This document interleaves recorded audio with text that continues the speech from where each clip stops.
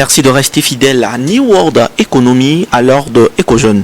Le domaine médical et paramédical offre d'énormes opportunités à la jeunesse, notamment les opportunités d'emploi et d'auto-emploi. Et pour en savoir davantage, nous recevons donc sur ce plateau pour vous deux personnes qui sont vraiment ancrées dans ce domaine. J'ai nommé le docteur Gilbert Agbetoglo. Il est médecin en spécialisation et santé publique.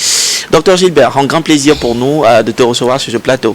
Un grand plaisir, Coco, ça fait un bail. C'est vrai ça, ça fait un bon bail. Justement, je suis vivant et béni, c'est l'essentiel. Et j'avoue qu'on passera un très bon moment sur ce plateau et on donnera beaucoup de choses, beaucoup d'informations à nos téléspectateurs. J'en doute pas un seul instant. Alors, nous partageons également ce plateau avec Monsieur Kossi Oda. Il est kinésithérapeute, également formateur et consultant. Un grand plaisir pour nous. Monsieur Kossi Oda, de t'avoir également sur ce plateau. Comment vous allez? Je vais bien, Coco, et au plaisir de vous rencontrer, de te rencontrer peut-être, c'est mieux. Un grand plaisir aussi. Et belle découverte.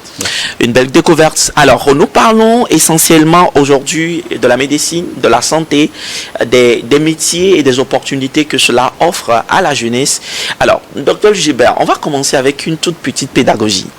On parle souvent d'un médecin, et en même temps, pour nous autres, on parle également de docteur. Est-ce qu'il y a une nuance entre ces deux appellations dans le domaine de la médecine?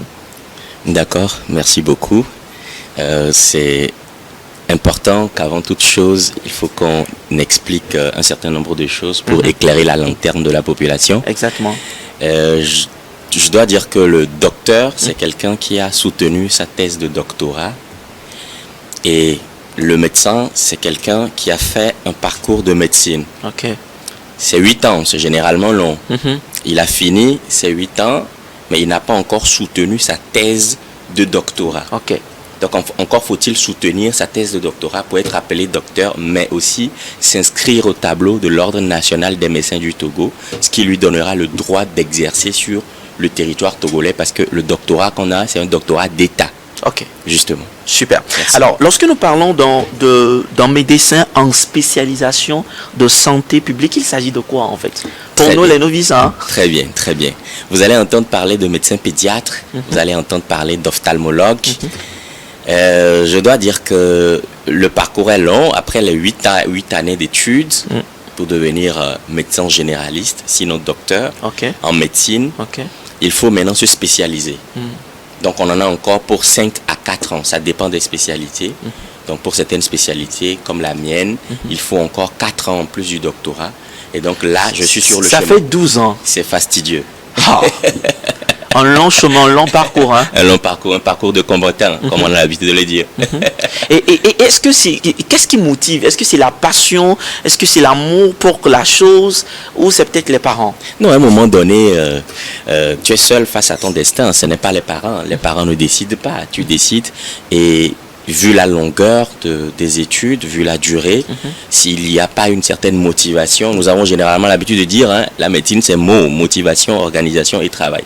On travaille sur la motivation chaque année. Les 365 jours de chaque année, on y travaille. Sinon, quand on perd la motivation, quand on est démotivé, on n'exerce plus le travail de médecin comme tel que décrit par Hippocrate.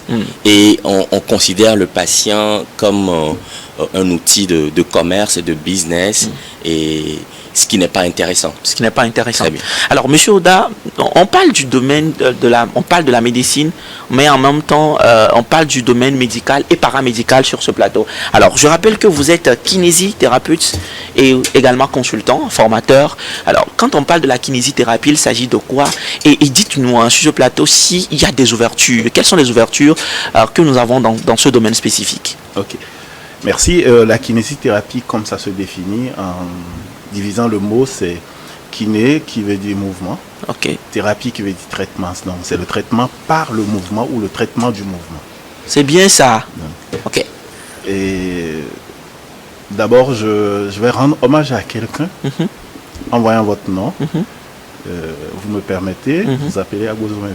Oui, bien sûr. Donc, on ne peut pas faire cette émission sans que je ne rende hommage à ce grand homme de la kinésithérapie au Togo. Merci beaucoup. Ok. Donc, je disais, la kinésithérapie, c'est le traitement par le mouvement ou le traitement du mouvement. Donc, le kinésithérapeute est le spécialiste paramédical qui s'occupe du patient pour la mise en situation après une situation de santé, en collaboration avec les médecins, les spécialistes, les docteurs et ceux qui sont spécialisés dans les autres domaines, et en collaboration avec les autres corps de l'appareil médical. Alors, pour aller plus loin, et quelles sont les ouvertures aujourd'hui? Déjà, nous avons plusieurs jeunes. La rentrée universitaire s'annonce, notamment, peut-être chez nous, c'est en octobre, en novembre. Et beaucoup de jeunes se cherchent, qu'est-ce que je vais faire et tout. C'est l'occasion pour nous de leur parler un peu également de la kinésithérapie et des ouvertures que nous avons autour donc, de ce métier. Par rapport à la kinésithérapie, c'est une formation après le bac. 3 ans de formation et vous sortez avec une licence professionnelle. Et donc, après cette licence, il y a la possibilité de se spécialiser, comme m'a dit le docteur, en fonction de ta motivation, de ton organisation, de ton travail. Tu peux te spécialiser en kinésithérapie du sport, kinésithérapie en pédiatrie, en rhumatologie, en traumatologie, en neurologie. Plus encore, on peut se spécialiser dans d'autres domaines, comme la santé publique. On peut avoir un kinésithérapeute qui se spécialise en santé publique et dans d'autres domaines. Donc, je parlais avec le docteur tout de suite. Je suis en train de faire ce parcours. Super. Et c'est mon mentor. Alors, félicitations à vous. Nous avons le mentor sur ce plateau pour un tout petit peu rire. Alors, de façon générale, on comprend que quand on parle du domaine médical et du domaine paramédical, il y a tellement d'ouverture, tellement d'offres également pour la jeunesse de façon générale. Ce que je voudrais savoir, quand on parle aujourd'hui des métiers du secteur paramédical, est-ce que, docteur, on peut en savoir davantage pour nos téléspectateurs? D'accord.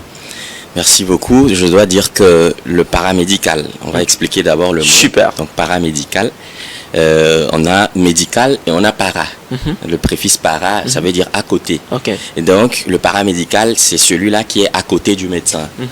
À côté, ça ne veut pas dire que ce personnel est marginalisé, mais il collabore avec le médecin pour le bien-être du patient. C'est un travail qui se fait en collaboration et en symbiose. Je dois dire même qu'ils ont une tâche assez énorme.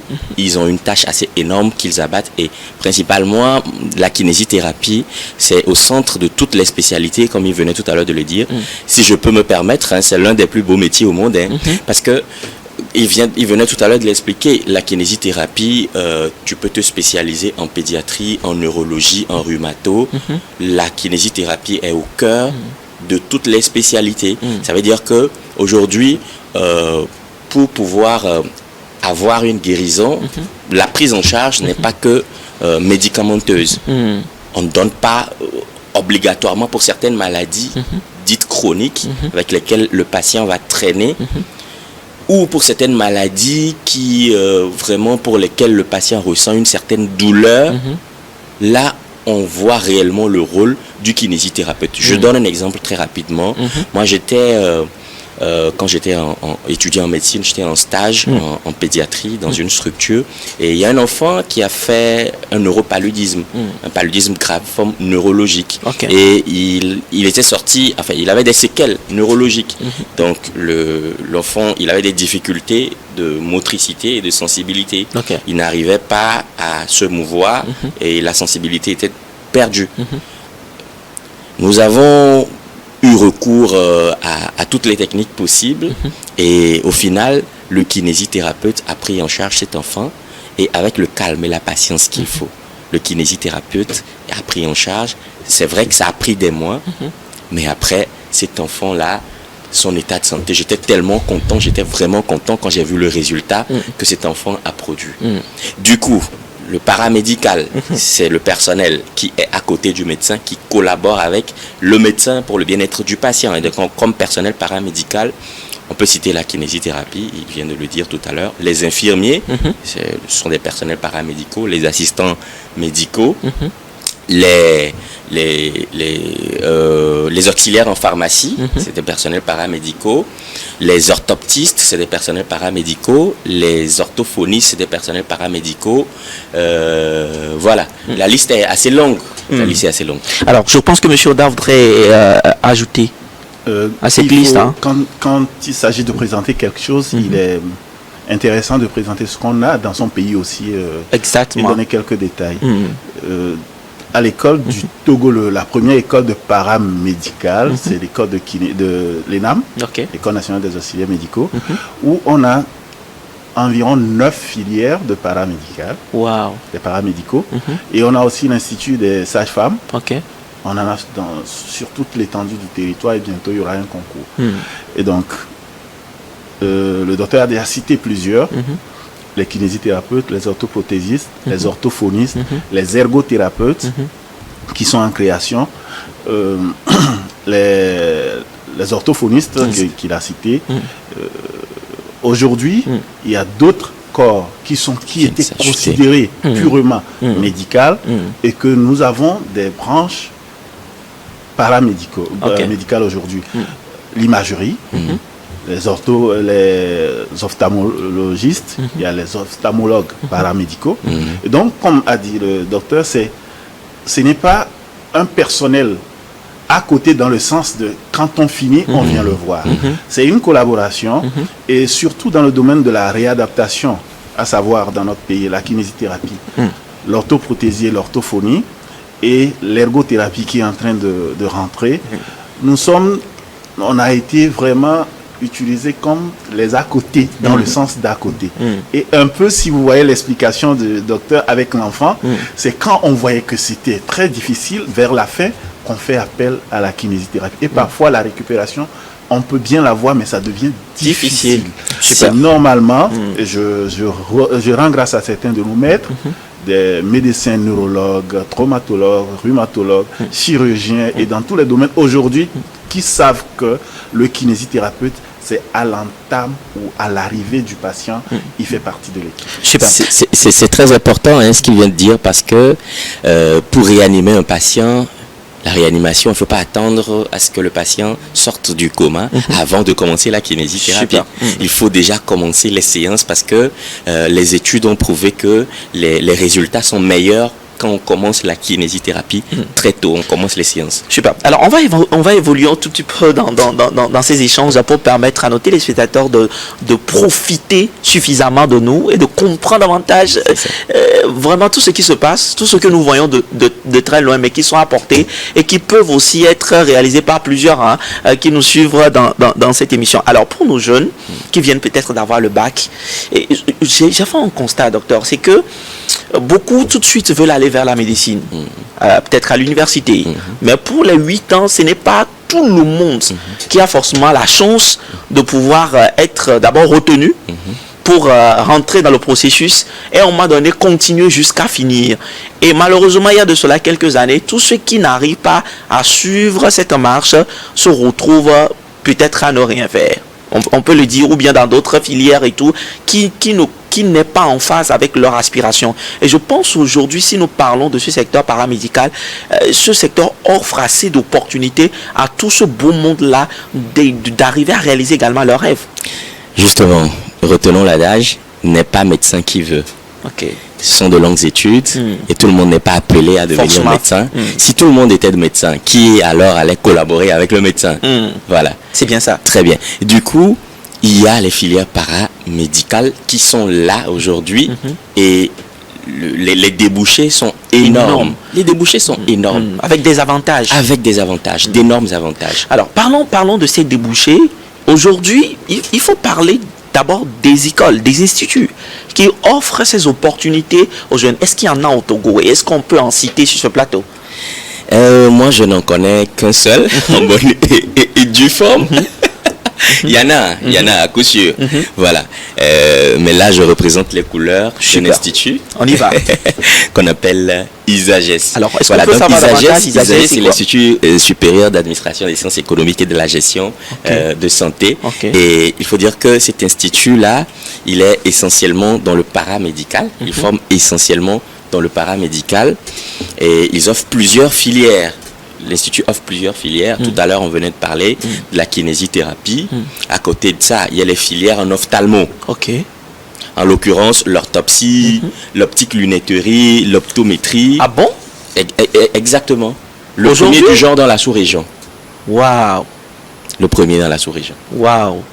Je suis éberlué sur ce plateau. Je me demande en réalité si c'est une vérité à toucher du doigt ou c'est peut-être des rêves qu'on est en train de nous vendre, mais je parie que c'est quand même la vérité. Nous ne sommes pas des vendeurs d'illusions et nous sommes là pour parler de la réalité de toutes les manières. Tout ce qui se passe sur New York TV relate, en fait, miroite la réalité. La réalité. Alors, monsieur Da, au-delà de ce que le docteur vient de nous dire, est-ce qu'au niveau d'ISAGES, vous pouvez également nous parler surtout de ces nouvelles filières là qui sont en train de, on va parler sur le contrôle du docteur, de ces nouvelles filières qui sont en train de sortir et que cet institut également offre à la jeunesse? Il faut peut-être, comme a dit le docteur, en parlant des instituts, il faut rappeler que quand on sort du bac, l'idée première, c'est de passer les concours publics pour aller dans les écoles nationales. Et dans les écoles nationales, il y a un quota. Et donc, moi, je forme à l'École nationale des auxiliaires médicaux, où je suis titulaire depuis quelques années. Et donc, du coup, pour la Kinésie, par exemple, il n'y a que 20 places pour les nationaux. Et imaginez le nombre qui iront là. Et donc, quel est le plaisir de savoir que moi, la kinésithérapie, comme je vois que vous êtes vraiment passionné au point où vous ne pouvez que vous ne pouvez pas faire une phrase sans parler de ça, mais on y va, on continue. Donc, je me dis, c'est un plaisir si il y a une autre institution qui peut aider à la formation et offrir à la population togolaise, et pourquoi pas à la sous-région africaine, d'autres professionnels de la kinésithérapie pour le bien-être de notre population, de nos seigneurs les malades, comme les appelle Saint François d'Assise. Et donc du coup, si ISAGES s'inscrit dans ce parcours, au niveau de la kinésithérapie, c'est une très bonne chose. Et donc, lorsqu'on m'a informé de l'émission, le docteur m'a appelé, j'ai aussi parcouru, j'ai vu tout ce que ISAGES fait. On ne peut pas me dire, tu es sur une émission, celui qui est là, c'est pour ISAGES, et je vais dire, non, je ne vais pas regarder, il faut regarder ce que c'est que l'institut. Et donc, ISAGES forme en kinésithérapie, et le directeur nous avait contacté, et on est allé voir ce qu'ils ont. Ils ont du matos pour vraiment donner une belle formation. Ensuite, l'orthopsie. J'ai regardé l'autopsie aujourd'hui. Oui. Waouh. L'optique lunetterie, la nutrition et l'alimentation humaine. Ils en forment. Et donc, je pense que c'est un atout pour le pays. Et je ne peux pas me rendre dans une institution pareille sans demander est-ce que vous avez une autorisation des instances de formation du pays. Et donc, ça a été... Monsieur Oda, ne vous inquiétez pas, voilà le document. Super. Donc, c'est une institution qui fait l'effort pour être à la norme nationale et dans les normes internationales. Alors, nous parlons naturellement de cet institut sur ce plateau parce qu'il est très important pour nos jeunes, beaucoup plus on insiste sur la jeunesse, d'être informés, d'avoir la bonne information, d'avoir une idée sur les institutions, les organisations qui sont dans notre pays et qui sont véritablement spécialisées dans ces domaines, à même de pouvoir donner des formations et d'informations de haut niveau à cette jeunesse. Alors, je reviens à vous, docteur. J'ai bien envie à ce qu'on puisse revenir sur toutes ces nouvelles filières que l'Institut ISAGES propose à nos jeunes, que ce soit qui sortent ou qui veulent aller vers la réinsertion. Quelles sont les nouvelles filières que vous offrez? Très bien. Donc, surtout dans le domaine paramédical, parce qu'il s'agit de ça. Très bien. Il faut aussi dire que ISAGES... elle là, ça fait déjà plus d'une dizaine d'années. Waouh. Voilà. Et d'année en année, nous innovons et nos filières, en fait, ça fait une belle expérience. Hein. Voilà, nos filières miroitent le marché de l'emploi. Nous ne formons pas pour former. C'est le slogan. Voilà. Nous voyons le marché. Aujourd'hui, le personnel médical a besoin de quoi le personnel médical a besoin de collaborer avec quel profil. Et nous y travaillons et en fonction de ça, nous faisons nos offres de formation. Du coup, nous ne formons pas pour former. Et aujourd'hui, nos produits finis sont un peu partout dans les structures. Quand je parle de produits finis, je veux parler de nos étudiants qui ont fini. Ils sont un peu partout dans les structures sanitaires, un peu partout dans les pharmacies. Ils sont sollicités de part et d'autre parce que la compétence y est, parce qu'il y a une certaine rigueur à ISAGES, parce que à côté aussi, le personnel qui intervient, les enseignants sont en général des enseignants de grade universitaire et généralement aussi des praticiens. Et beaucoup plus, nous insistons sur le volet pratique. Il venait tout à l'heure de le dire, nous avons des laboratoires et les TP sont obligatoires. Et après quoi, il y a aussi le volet stage de la première en troisième année. Parce que d'une part, le personnel médical est appelé à travailler sur un être humain, à collaborer avec le médecin et travailler sur un être humain. Ce seigneur-là, le patient, qui est le seigneur. Et il n'y a pas le droit à l'erreur, comme on le dit. Et donc, il faut suffisamment une préparation avant d'affronter le match. Voilà. Et donc, nos étudiants sont assez préparés. Et les stages sont inclus en même temps dans la formation? Ils sont inclus et systématiques. Chaque année, première, deuxième et troisième année. Donc, pour revenir sur ta question par rapport aux filières paramédicales que nous offrons, il en a déjà parlé. Je vais aussi ajouter les auxiliaires en pharmacie, les agents de pharmacie. Nous formons aussi en gestion et administration des structures de santé. Nous formons aussi en nutrition humaine et hygiène alimentaire. Je pense qu'il y a d'autres filières aussi non paramédicales mais qui sont administratives mais toujours dans le domaine de la santé, en l'occurrence par exemple l'assistant de direction médicale, les délégués médicaux. Donc nous offrons ce genre de formation à ISAGES. Super. Alors ce que nous allons faire, c'est d'aller au niveau de la régie pour essayer de suivre un élément qui nous permet de voir à peu près le matériel et logistique ou bien la logistique que nous propose ISAGES et on va revenir pour continuer le débat.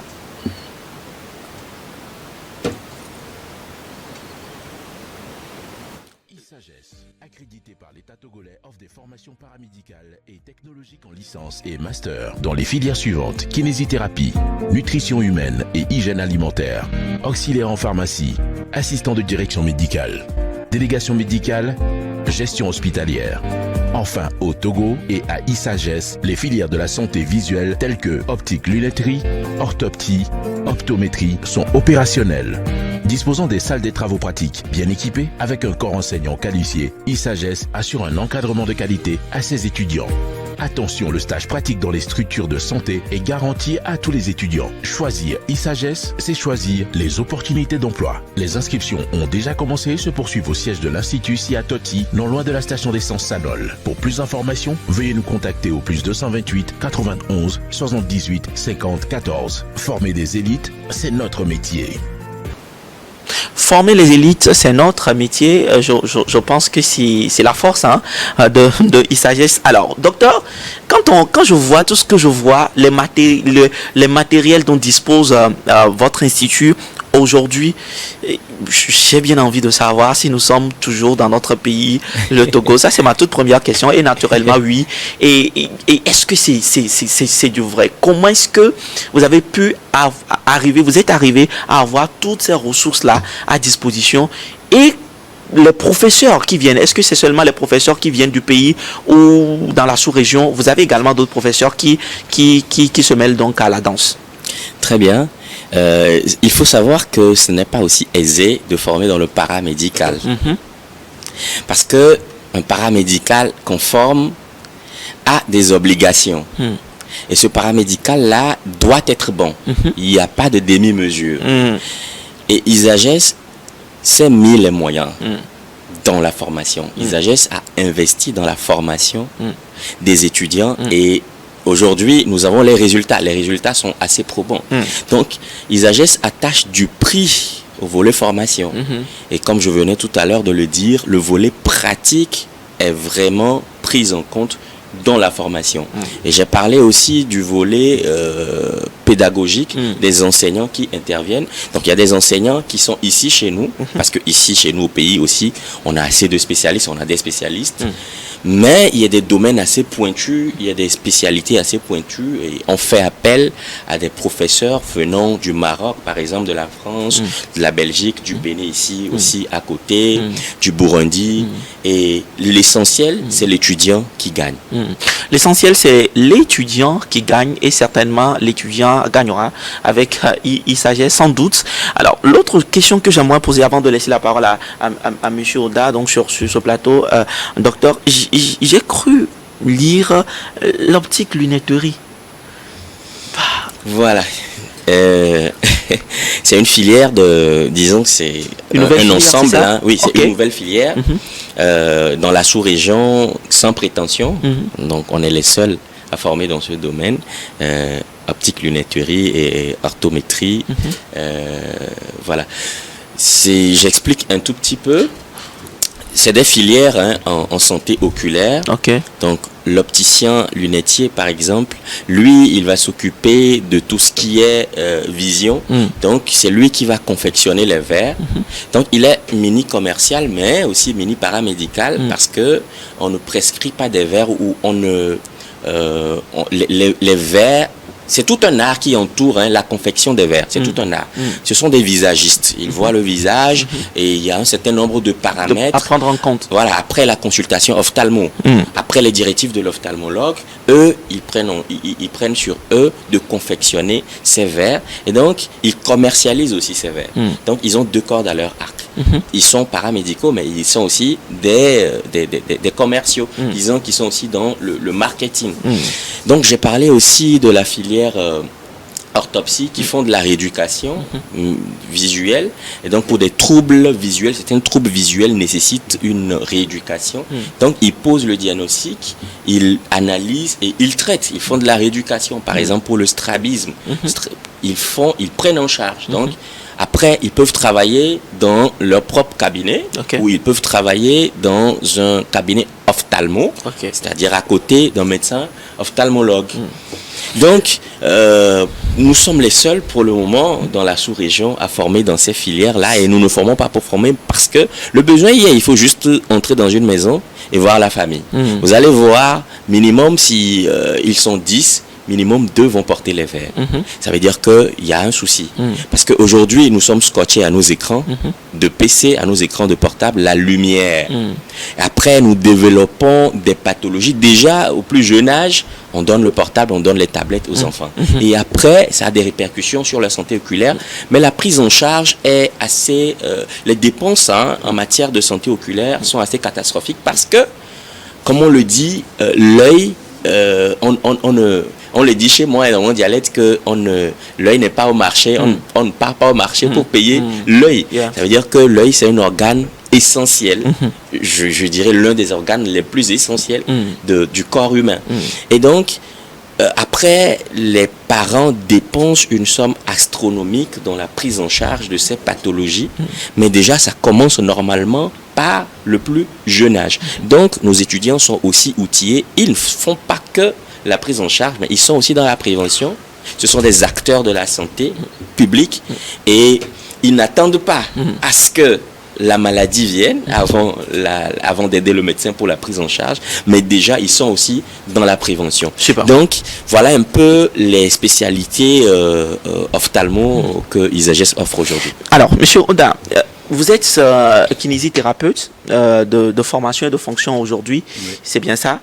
Et est-ce que ça nourrit son homme, si je peux le dire ici? Et quand on parle aujourd'hui, nous parlons de l'emploi dans le médical et paramédical.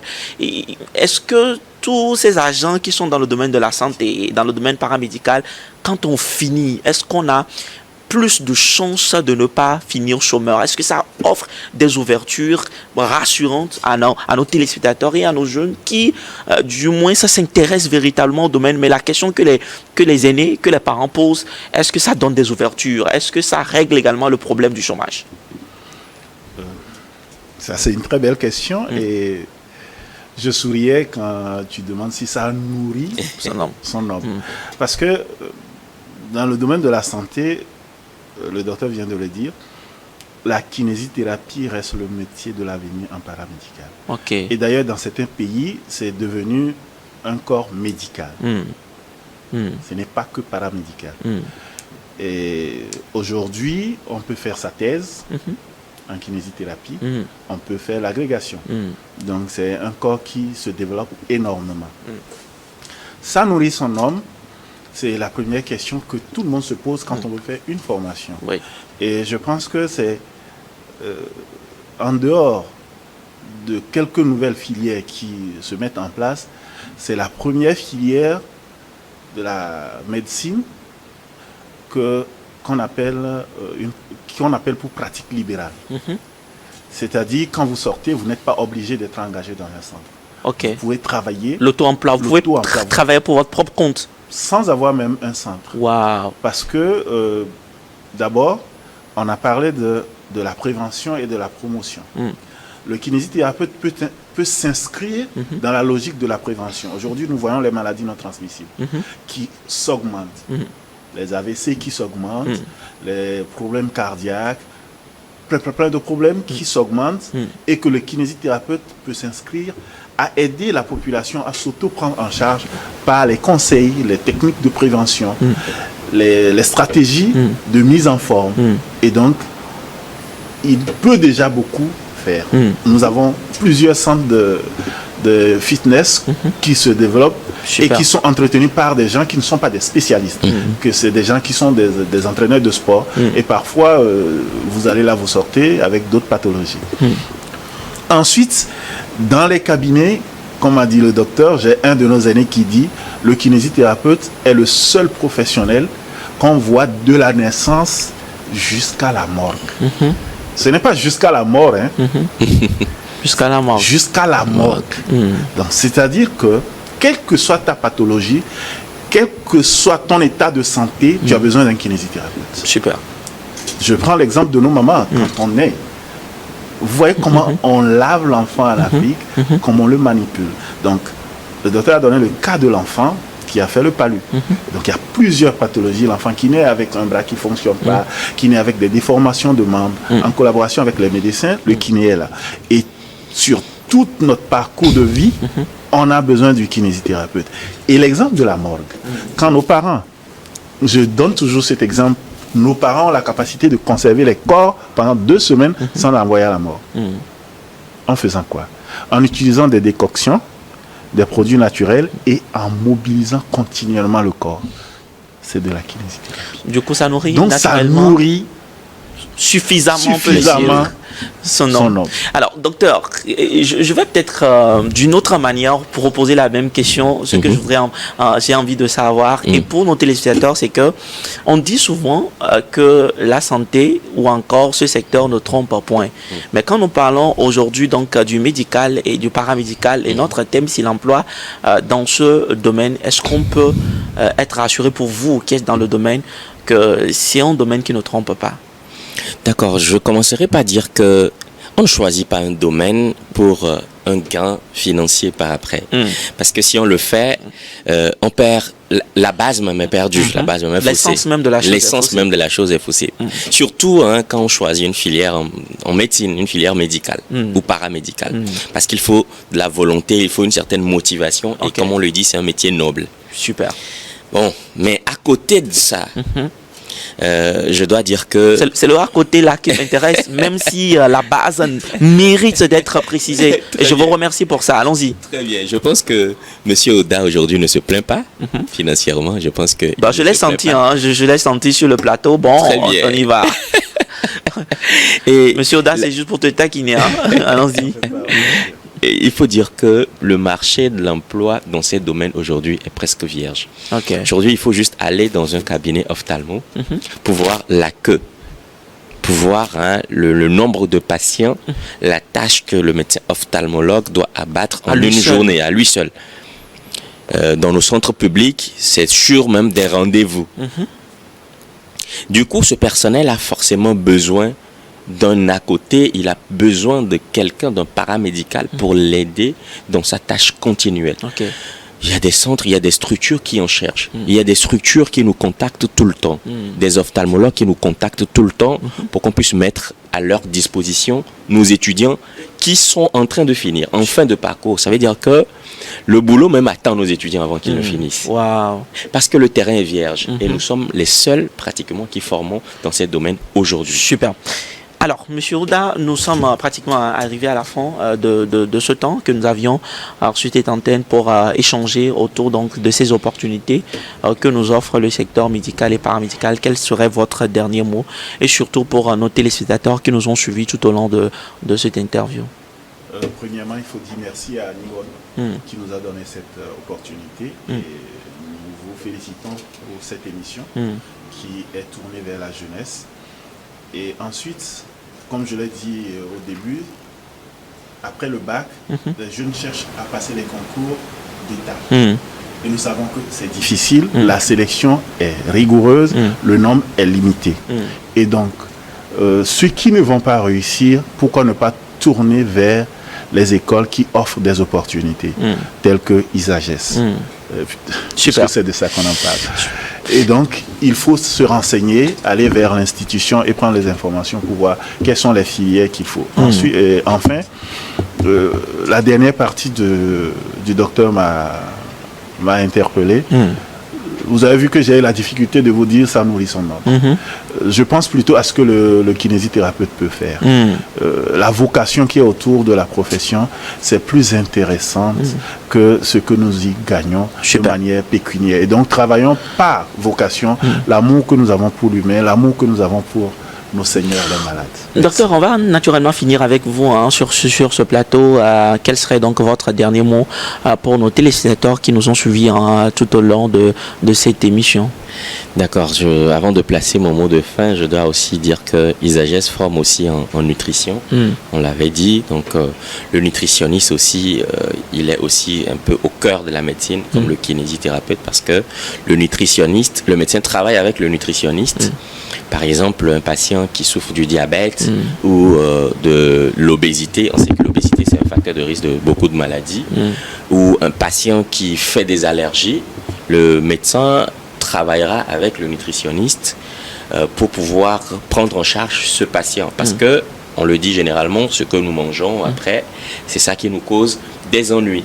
Donc, ISAGES aussi offre des formations en nutrition humaine et hygiène alimentaire. Et comme mot de fin, je dois dire que l'orientation académique et professionnelle est un sujet qui est vraiment d'actualité. Et il faut se lever tôt pour faire un bon choix. L'on est sûr d'aucun choix. L'on est sûr de rien. On ne sait pas si ce choix qu'on veut faire est un choix, bien qu'il soit rationné, on ne sait pas si c'est le meilleur choix. Mais l'essentiel, c'est de se lever, d'agir. Et donc, les bacheliers qui nous suivent, ça fait déjà un moment que les résultats sont sortis, il faut qu'ils aillent à l'information. Il faut qu'ils viennent à l'Institut ISAGES. On est juste à côté de la station Sanol de Toti, qu'ils viennent à l'information parce qu'ici, on n'a pas eu assez de temps pour développer le contenu réel, en substance, ce qu'on fait à ISAGES. Donc, qu'ils viennent pour avoir l'information, qu'ils aillent à la quête de l'information. L'avenir appartient à celui qui se lève tôt. L'avenir appartient à celui qui se lève tôt. En tout cas, M. Ouda, merci de nous avoir prêté de votre temps. Et on a été vraiment, comme le dirait quelqu'un béni, de recevoir de vous. Merci également, docteur Gilbert, pour le temps, pour le privilège. On a appris beaucoup. Moi, particulièrement, j'ai compris qu'il y a déjà une nuance entre un médecin et un docteur. Et j'ai compris que rentrer dans le secteur paramédical ne fait pas de toi une personne à moitié, mais une personne pleinement avec des vertus qui te permettent de pouvoir apporter ton plus également dans le domaine de la santé. Et enfin, je comprends que tous ces secteurs nourrissent tous ceux qui s'y engagent et qui s'y mettent à fond. Je pense que c'est sur ces mots que nous mettons fin à la toute première partie de cette émission. Et en deuxième partie, nous recevons un jeune talentueux, Silas, qui est déjà avec nous juste à côté. Nous revenons à très très bientôt.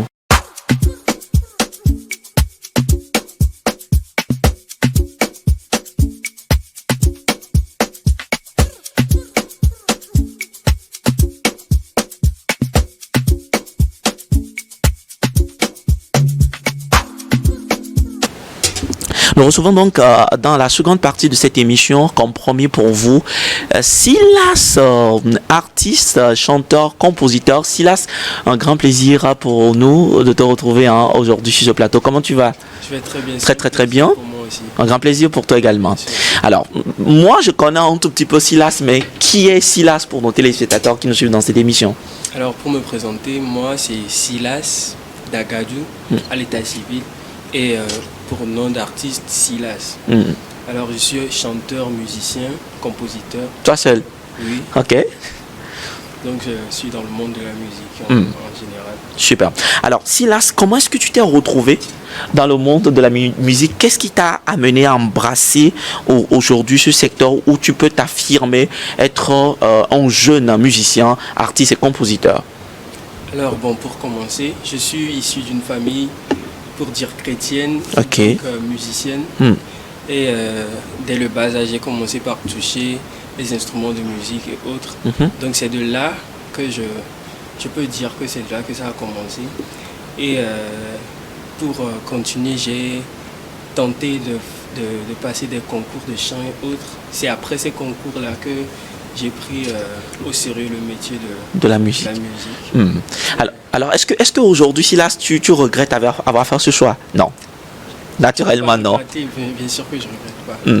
Alors, ce que je voudrais savoir de toi, Silas, est-ce que tu as été inspiré par d'autres artistes, chanteurs, compositeurs tout au long de ton parcours à ce jour? Est-ce qu'il y en a, par exemple, au Togo qui t'a inspiré? Il y en a plein, parce que le Togo a beaucoup d'artistes, a beaucoup de talents qui font du très bon travail. Et un artiste que je peux souligner, une icône de la musique togolaise, c'est Bella Bello. Wow. Qui a impacté la musique togolaise vraiment au fond, avec ses belles mélodies et autres, avec tout live. C'est une très bonne...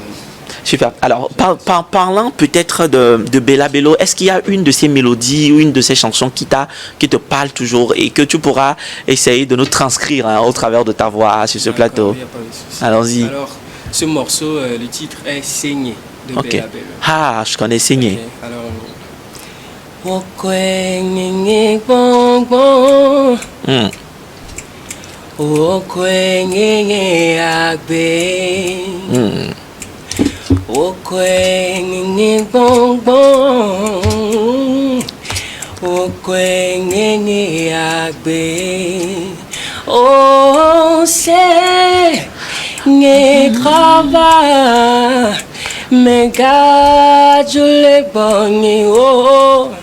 Oh, c'est un travail, mais gars, tu le bonnes, oh, mais gars, blême du mot. Ton blanc, oh, Seigneur. Je suis sur le plateau avec toi, mais j'ai envie d'autovationner. Je pense qu'au niveau de la régie, tout le monde est vraiment épaté par... alors, quand je t'écoute, le timbre, je crois que c'est ça, hein, le timbre, la capacité vocale et la facilité que tu as à pouvoir faire des chansons. Là, c'est une chanson d'une femme, mais que tu viens de faire aisément. Est-ce qu'on va dire que c'est un don, c'est un talent simplement, ou derrière ça, il y a aussi le travail, Silas? Je peux dire que c'est naturel d'une part, et de l'autre part, il faut travailler aussi, parce que Dieu donne, mais il faut travailler pour arriver à un certain niveau de ce que Dieu t'a donné. Et donc, je peux finalement dire que c'est naturel et c'est encore du travail, il faut améliorer aussi du temps. Alors, pour nos jeunes frères artistes également, ou encore ceux qu'on appelle aujourd'hui, ceux qui sont en herbe et qui nous suivent dans cette émission, pour faire tout ce que tu fais là, avec les effets de voix et tout ça, ça demande quoi? Bon, pour anecdote, moi, dès le bas âge, depuis le bas âge, j'ai commencé par toucher le piano. Donc je passais beaucoup de temps à chanter, je chantais des heures et des heures, parce que moi-même ça me plaisait, donc je continuais juste comme ça. Après les cours, je rentre, je monte sur le piano, je chante. Donc, et même si tu cherches sur Internet et tout, comment améliorer sa voix, il faut beaucoup chanter. Beaucoup chanter, naturellement. Oui, naturellement. Wow. Faire des exercices, mais chanter. Ça aide aussi beaucoup. Super. Alors, pour continuer, on va peut-être piocher un autre chant de Silas que Silas aime bien, hein, pas forcément ton chant personnel, parce qu'on y arrivera. Et on va refaire le même exercice, surtout pour ceux qui nous suivent depuis la maison. Et après ça, on va continuer avec l'interview. Ok. Alors, je vais chanter un son de Sandrine aussi. Raphaël, Dagbe. On le fait en coucou, hein, sur ce plateau. On y va. Alors, Aoma mazwame de la modome namopamo asopa degbe benyate peole mauna mazwame de la modome namopamo asopa degbe benyate peole. En tout cas, j'ai bien envie de faire ça, mais j'ai bien peur que ma voix ne soit craquée ici. Je comprends juste qu'il faut beaucoup travailler, il faut beaucoup chanter pour atteindre ce niveau. Aujourd'hui, Silas, qui est sûr également via tes comptes sociaux, tu continues par continuer chaque jour, par produire des contenus, par essayer quand même de vivre et de démontrer ce que tu sais faire. Et est-ce que sur ce plateau, Silas peut nous parler un tout petit peu de tes projets d'avenir, de tes attentes? Alors, pour le moment, je suis en train de préparer la sortie de mon single. Okay. Un single que je vais sortir un peu. Et je sors souvent aussi des vidéos. Je suis actif plus sur TikTok. Okay. Et le nom du TikTok, de mon compte TikTok est Silas, 3 fois. Silas. Je vous invite tous à aller voir. Silas. Et pourquoi pas s'abonner? Bien sûr, s'abonner et tout. Donc, c'est ça. Pour le moment, c'est la préparation de mon single. Super. Alors, est-ce que Silas aujourd'hui a un besoin? Est-ce que tu as un besoin? Je pense qu'avec ce talent derrière, il est très important que les talents que nous avons dans notre pays soient également révélés aux yeux du monde. Et je pense que c'est l'une des raisons de cette émission qui est consacrée à la jeunesse. Est-ce que tu as un appel à lancer pour tous ceux qui nous suivent dans cette émission et qui peuvent véritablement être intéressés par ce que tu fais et qui veulent bien t'accompagner dans ton projet musical? Alors, ce serait un plaisir d'avoir des gens qui aimeraient bien soutenir mon projet, ma carrière et tout. Donc, ce sera un grand plaisir pour moi. Donc, vous êtes bien sûr les bienvenus et moi, je vais vous accueillir avec grand plaisir. Alors, l'autre chose, il y a quelqu'un déjà qui se prononce et qui dit, il n'a qu'à venir, je vais lui faire un clip. On y parlera peut-être de ça à la fin de cette émission. Et il a répondu, ce serait déjà un grand plaisir. Alors, Silas, l'autre question que j'aimerais te poser aujourd'hui, quelle est ta perception de la musique togolaise de façon générale? Est-ce que ça avance? Est-ce qu'il y a des acquis? Et si tu devrais nommer 5 artistes togolais que tu aimes tellement, tu kiffes leurs chansons, quels seront donc ces noms et ces personnes? Alors, pour dire, la musique togolaise a vraiment avancé par rapport aux années précédentes. Okay. Donc, félicitations à tous les artistes, tous les gens qui sont dans l'ombre. Les promoteurs aussi, et tout ça qui font avancer la musique. Et donc, bon, pour répondre à ta question, 5 artistes que j'aime bien, bon, qui font du bon travail et qui sont à la une. Je peux parler de, bien sûr, Centrinos, Kiko, qui fait un grand effort. Kiko également. Oui. Senza, Setlo. Je peux parler aussi de Badou, je m'en souviens. Katal. Voilà.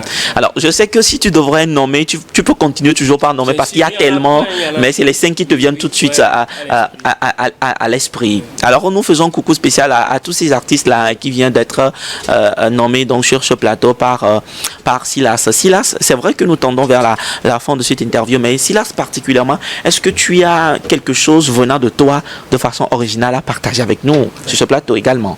J'aimerais bien. Alors, ce son, le titre est Amen. Alors, je vais vous la faire en acapella, bien sûr. Ok. Amen, ole pom, ole biambe, fike tutu omawade, nediti chamakaneti, des années moula voyadi. Le temps de Dieu n'est pas le temps des hommes. Matin, midi, qu'importe quand ça sonne. Oui, je suis prêt, j'attends juste que ça tombe.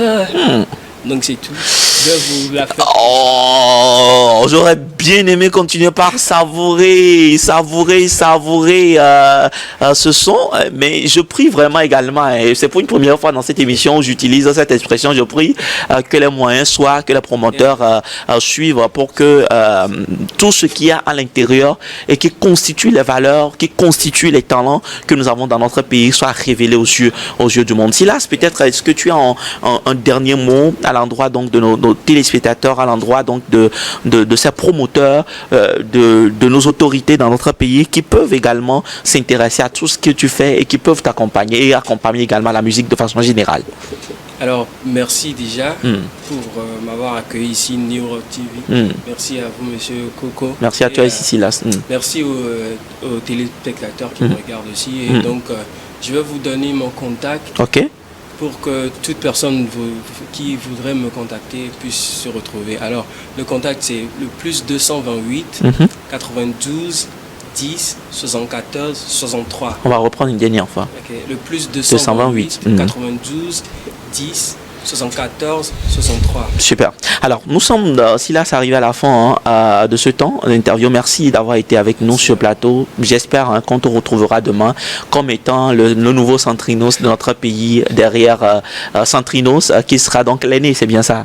Vous avez tout compris, nous sommes donc arrivés à la fin de ce temps d'interview accordé donc à l'artiste, au jeune artiste Silas que nous avons reçu sur le plateau. Certainement la semaine prochaine, on se retrouve dans cette émission pour continuer, pour vous inspirer.